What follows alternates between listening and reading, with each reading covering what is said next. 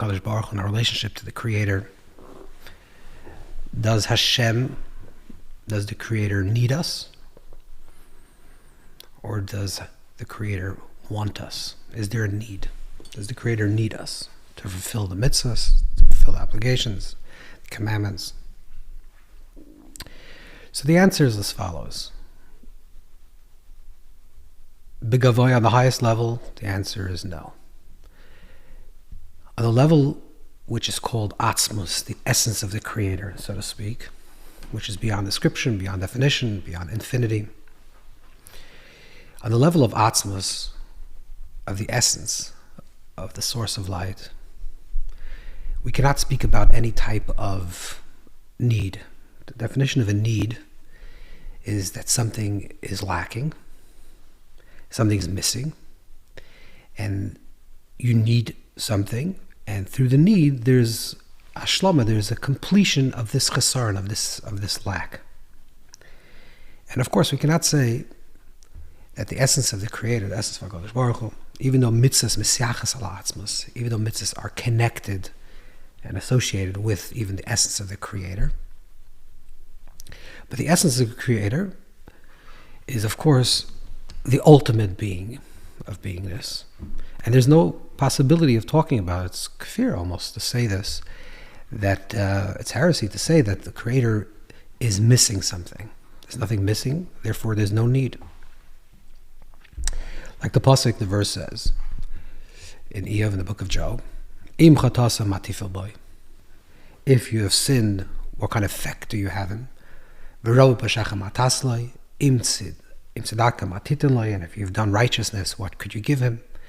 So, in terms of the Creator, the essence of the Creator, Atzmusa Yizbarach, the essence of a God Kaviyachol, in a manner of speaking, there's certainly an impossibility to talk about a need.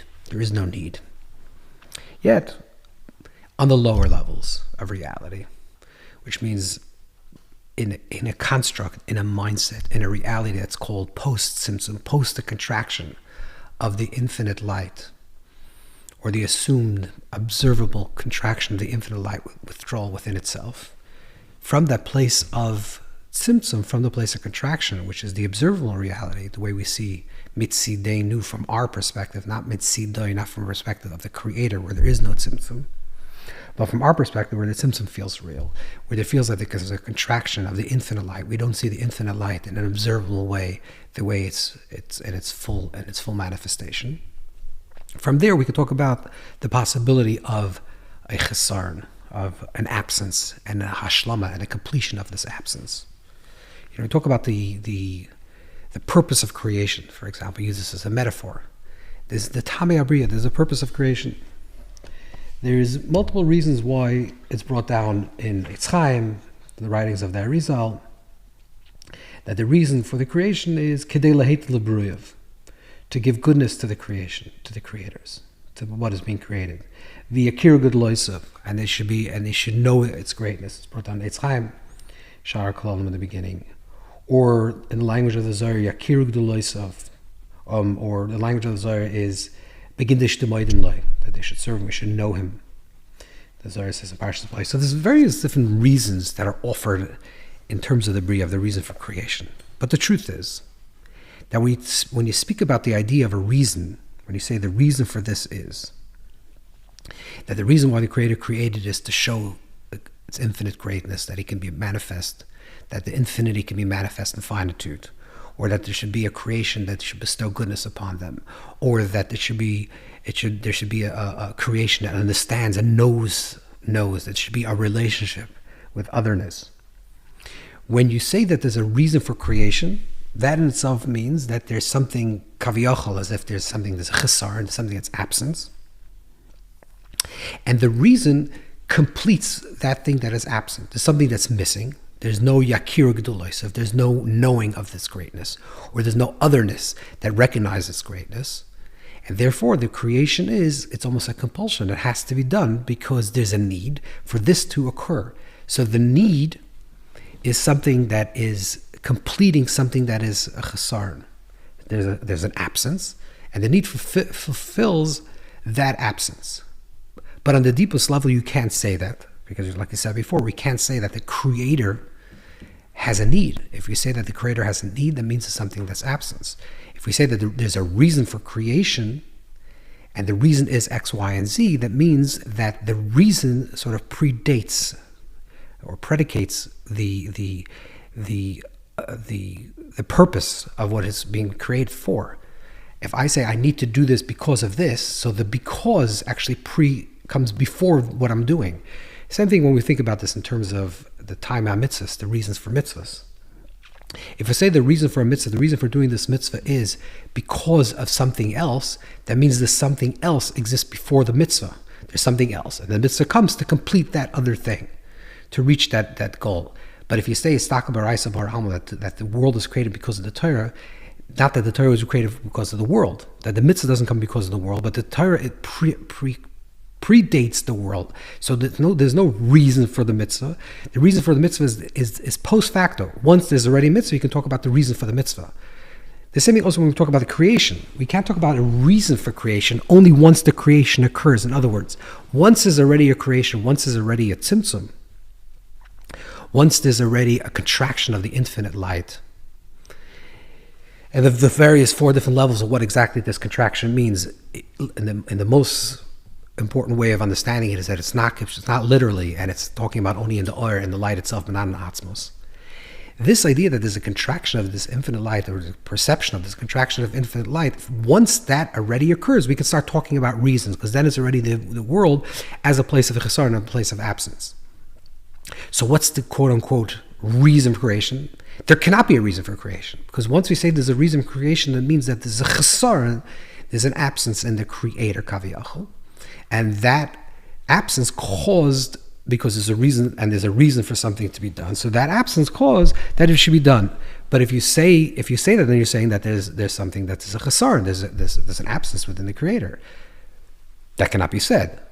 So why did creation come to be, if that's a question? And the answer, the deepest answer of the question, is the language of the Medrash and Chuma, the Medrash in Parshas Nosai, which is made famous in the Tanya, is that the reason for creation is the Kadosh Baruch Hu, the Creator, had a desire. A desire, and this is what the Rabbi Shab and Samach Vav, and Sheikh Amud Sheish, and Lukot Sichas Chelik Vav, and the Aras, and Shmais, it speaks about this in a great length, that Nisava, the desire, the way it was phrased is it's a desire, it's a want, and it's a taiva. And if a taiva fragment kashas, and on a desire you don't ask questions. So the simple way of understanding this is that it's a divine desire to create, because the Hashem had a desire for it to be a dir b'tachtonim, that there should be a dwelling place of His being, the essence of the Creator within a creation. And on a taiva, you don't ask a question. You don't ask a question on a desire. Not because you don't ask a question on a desire because it's beyond your comprehension, because you cannot understand. In other words, there is a reason, just we don't understand the reason. Because the essence, a taiva doesn't have a reason. What is it? There's no kasha on it. There's no logic. It's not a rational thing. What does this mean? Let's try to explain what this means. Creativity. When we think about creativity, when you say the Kadosh Baruch Hu, Hashem created the world, creativity is an act of want, not of need. There's an overflowing of self. The overflowing of self, the externalization of self, is a process of creativity. When we think about all creativity, not just the way Hashem created the world, God created the world, but all creativity doesn't come from a place of need. A person says, I need to create something. Creativity is an unfolding and an outward expression of self that comes from the fullness of self. The fullness of self bubbles up and is expressed. That's what creativity comes from. Creativity doesn't come from a place of need. If someone needs to create, someone says, I'm going to write, or I'm going to create a poem, or I'm going to be creative in a thought process because I need it, then it's not creativity. Creativity comes something that comes from the deepest wells within a person, and this overflows outward. That's what creativity. So when we see this in the human experience, when we understand creativity. And from my flesh I see God. This is a very important principle in the Agdama Shara Oyer, Gitalia, in the beginning of the book of the Gates of Light from Gitalia, Joseph Gitalia. He explains that the whole process of understanding creation, and the whole reason why we can even understand any of the Seder Yishtalshalos of the divine devolution of light and from energy, from pure energy to matter, is because we see the same process within our own consciousness, with our own development of the human being, with our own lives. Same thing also the Ravid, the great Rishon lives in Paskirs in Provence. We wrote on the Ram, also wrote a commentary on Sefer Yetzirah.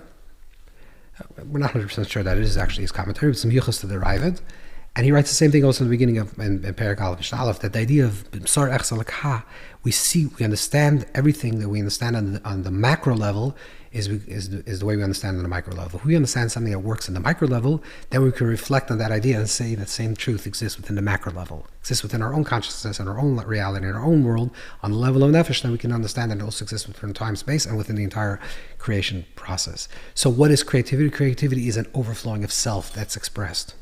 That is the taiva.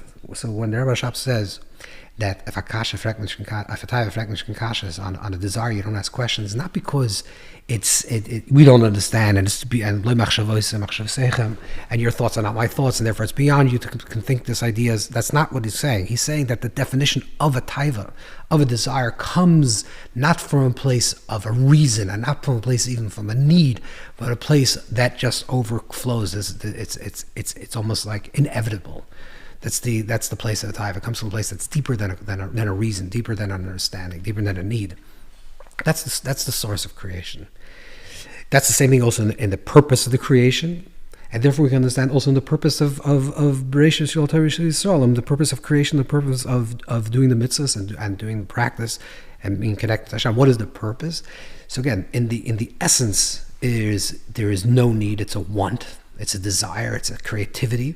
It's a taiva that's beyond reason, and then it overflows into the expression, and then once it begins this process, sort of like we say B'sar Echsa, in the way that we understand the process of creation, which is through first the infinite light reduces itself or retracts itself and withdraws, and then there's a process it's for post-Simpson. So the post-Simpson, in the post-Simpson reality, in the post-contraction reality, we can talk about Chesaron.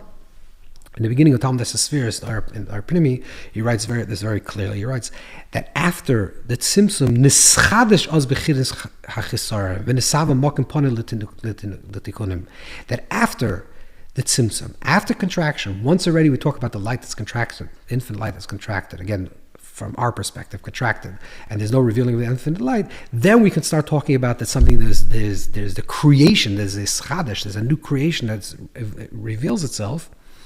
It reveals itself that there's a chesar, that there's some type of absence, even though Shimon Nagbat Simtsum and there's a day of Esfir's Agnuzes and Atzmos. But we're talking about in terms of our understanding, it's post Simtsum. Then we can start speaking about this idea that there's an ischadish, there's something, a new revelation, a new type of revelation, even though of course the mucker of that has to be within Atzmos itself, but there it's not from a place of lack. Here it shows itself as a place of chesar. So therefore, because of that, in other words, there's a pre-Tzimtzum and a post-Tzimtzum reality, as it were. And of course, they're simultaneously true all at every single moment. It's not a time reality, because time itself is a creation. So we can't say post-Tzimtzum and pre-Tzimtzum means before and an after, but it's a continuous state of reality in the present moment, as we're experiencing reality. There's a post-Tzimtzum reality and a pre-Tzimtzum reality. So therefore, Chazal, the language of the sages, the language of Chazal, we have definitely language in Chazal, for example, where it speaks about some type of chesar, some type of absence, that kaviyachol, we're completing something in this process. The Sefer writes, and Rashi brings it down with regards to karbanos, that it's a pleasant odor for above. So the language of Chazal, nasa ruach shamarti v'nasa yitzayni, that nachas ruach is like a pleasure that's received that I commanded, and you've done my will. So something is gained kaviyachol by Kadosh Baruch Hu. There's something that's received, something that's something that's filled by the kaviyachol, something that's added almost. The same thing also you find in the Gemara. The Gemara in Shabbos, and Rekiva in the Gemara talks about in the Sugya Matan Torah, the Gemara says that when it says Yigdal no koyachad, that Moshe Rabbeinu said, Daven, it says Yigdal no, become greater, expand, augment the power of the name of Hashem. So the Gemara says there that Hoyelach Lazarni, HaKadosh Baruch Hu told Moshe Rabbeinu, you should have helped me. He says, Klum Yashavich Rabbi, but they said, Hoyelach Lazarni, you should have helped me, which means this is some type of helping, that we're completing, we're doing something for Hashem, that Hashem needs us, so to speak, in some capacity, and there's some completion. Same thing also in the Zohar. In the Zohar, this is written many, many times, this type of language. For example, the Zohar in Parshas Chukoisai, when it says, Vasisam Oisam, and you shall do the mitzvahs. So the Zohar reads this, not only Vasisam Oisam, you shall do the mitzvahs, but Vasisam Oisim. That you should that you will create me, kaviyachol. That Hashem says that by doing the mitzvahs, you're completing me, you're doing something to me, you're giving to me. You're giving me nachas ruach. You're azreini, you're helping me, you're giving me pleasure, you're making me. So your actions matter so much that you're actually completing me. Later on, in the history of Teres HaKabbalah and Teres HaSoid, there's a teaching that was brought down by the Avodas HaKodesh, by Meir ben Gamai. The roots of this idea is already brought down in Brazil in Biras Esferes, which is the Talmud of Yitzchak Saginar, a student of Isaac the Blind, who's the son of the Ravid, which I mentioned before. That there's a concept of the idea of Avodah L'Tzorech Gavoya, that our Avodah, our work, our spiritual work, our work that we do in this world, is for the purpose, for the purpose on high, that there's something on high that's affected by our actions. Later, the Shalal Kodesh, who's from Prague, the Meir ben Gamai lived in Spain, who was from Begurusha, Spain, in 1492, after Jews left Spain, were expelled from Spain. And this is a little over 100 years later, the Shalal Kodesh brings us many times, very often, this idea of Avodah L'Tzorech Gavoya. Then Teres HaChassidus is brought down many, many times. This idea of Avodah L'Tzorech Gavoya, that Avodah is for the purpose on high. So there's certainly this idea that there's a completion that is done through the work of man. Taking the language of the Sifri that we said before, Nachas Ruach Shamarti V'Al Naser Etzoni, when it says that Nachas Ruach, there's a pleasure on high, Shamarti, that I commanded and you fulfilled my obligation. So the Mamor of the Marash and the Rasha brings this down as well, also in Samachvov, in the beginning, that he reads the words Nachas Ruach Shamarti V'Naser Etzoni in a very, what's called a hyper-literal level, which means you read actually the text in itself, you're not within context, which is something that we spoke about many times. This is something that we find very much in the teachings of the Baal Shem Tov and Teres HaChassidus, which is to read the Oasis himself. He says, Nachas Ruach Shamarti V'Naser Etzoni is Nachas Ruach Shamarti, you're bringing great pleasure on high that I've commanded you. V'Naser Etzoni, and you through the Ma'aseh Mitzvah, through doing the mitzvah, you're actually complete my ratzon. But not only that, V'Naser Etzoni, not only you're doing my ratzon, but your nasa, you create my ratzon. Through the fulfilling of the mitzvah, we create the ratzon Hashem kaviyachol. We create the will of Hashem. So these are very, very high levels of actually really doing something and affecting something on high. So to say this in a very simple language, everything we just said in a very simple language, is that from the super high level, which is the level of atzmos, it's kfira, it's chalil to say that our actions complete HaKadosh Baruch Hu, that HaKadosh Baruch Hu, that the Creator needs our actions, that there's some type of chesar chas v'shalom, to say such words, that there's some type of absence or lack, and we're fulfilling a certain lack. But post-Simtzum, where the idea of neschadish, the bechinas ha-chesaron, where there was a neschadish, there's a renewal, there's a new creation of the idea of chesaron, then of course we can talk about the place of need, and the place where our actions affect on high and is needed on high and completes on high, whether it's for nachas ruach, whether it's for pleasure, or azreini, or yigdal na, literally to add, to augment, to create, to create something, vasisam oisam, that there's some type of action that we're doing that really affects on the highs, on high. So that's post-Simtzum. Now to say these two things together would mean that there is, and because we're saying these two truths are simultaneously true at all moments, and it's not just the flow of time, that there's a pre-Simtzum, post-Simtzum, that this happened 1,000 years ago, 1,000,000 years ago, this happened afterwards. That's not what we're saying. They're always simultaneously two true things. And in spiritual principles, we know that there's never a heder, there's never something that's absence that is lost. So there's that reality and this reality are both simultaneously and paradoxically true at every single moment. In the way we can understand that, because our brains work in a very sequential and linear way, the way to understand this is that the need comes from the place of want. The need is the lower level. The want is in the higher level. As the pre-symptom is the want. The post-symptom is the need. The pre-symptom is the fullness of self and doesn't need it, and it's just overflowing. That's the purpose. That's why creation emerged, and that's the reason why there are things. And again, reason, quote unquote, because it's not reason. It's not rational, meaning it's not linear. And it's not because of something else outside of itself. There is nothing outside of itself. It's the fullness of the full self, of the ultimate creator, of the ultimate being of creator, which is no place of absence, no place of lack. The post-symptom is the place of need, where we're completing certain things through our actions. To say this in a sequential way, just because that's the way our minds understand things, is that the need comes from the place of want. Now let's translate this 1,000 levels and understand this. And this is very, very powerful to understand this. Because when even in human interactions, interpersonal reactions, when I say I need you, that's very unattractive. Because when I need you means there's something, I'm missing something, and therefore I need you, and I'm very dependent, and there's a certain level of codependency. And it's very unattractive for someone. The higher way of living is I want you, I desire you, I create you. Let's use the same language we talked before about this overflowing of self. There's a certain type of want. And because of the want, I need you. Not I need you and on its own, but the need comes from the place of want. Which, to say it in the level of like the creation story, would say that it's the taiva, which is the desire to create, the want. But then we'll say yakir l'loisav and begin d'shtamoidim loy, and then there's all the reasons for creation, which is also the place of the need, because without another being recognizing the creator's greatness, then there's no recognition of the creator. So that's the purpose of creation. So the need comes from the place of the want, just like on a super high level in terms of creation. And the same thing also with our own creation and our personal lives. We have to feel in our relationship with HaKadosh Baruch Hu and our relationship with Hashem, and the way we experientially understand this and experience these two ideas, is that we are so needed because we are wanted. And the want created the need, not the need creates the reality of what we're needed.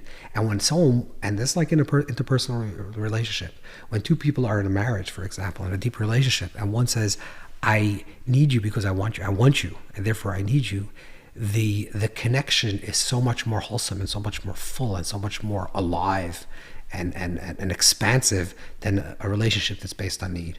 So our relationship with HaKadosh Baruch Hu is that Hashem wants us, which is much deeper than needs us. Hashem wants us.